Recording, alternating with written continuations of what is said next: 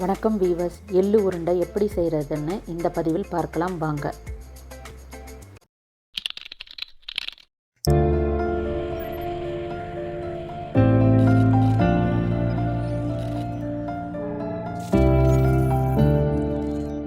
எள்ளு 1 கப் எடுத்துக்கணும், வெல்லம் 3/4 கப் எடுத்துக்கணும்.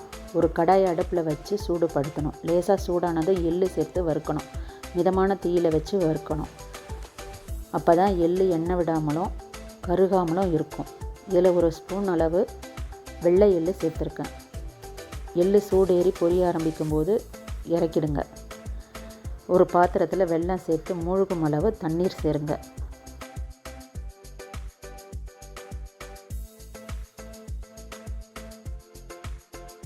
அடுப்பில் வச்சு ஒரு கரண்டியில் கலக்குங்க. வெல்லம் கரைஞ்சதும் இறக்கிடுங்க. ஒரு டீ வடிகட்டுறதில் வெள்ளை தண்ணீரை வடிகட்டிடுங்க.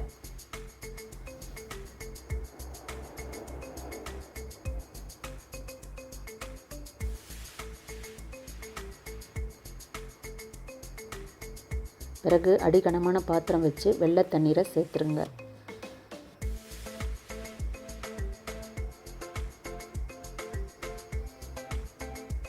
உருட்டு பதம் வர வரைக்கும் கொதிக்க விடணும்.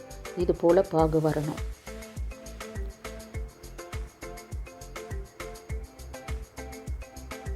பாகு வந்ததும் எள்ளை சேர்த்துருங்க. வெள்ளத்தில் கலந்துட்டு இறக்கிடுங்க.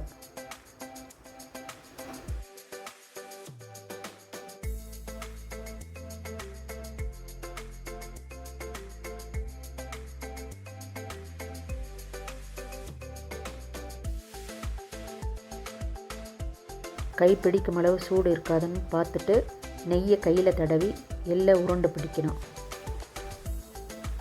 ரொம்ப ஆறிடுச்சுன்னா கெட்டியாயிடும், உருண்டை பிடிக்க வராது.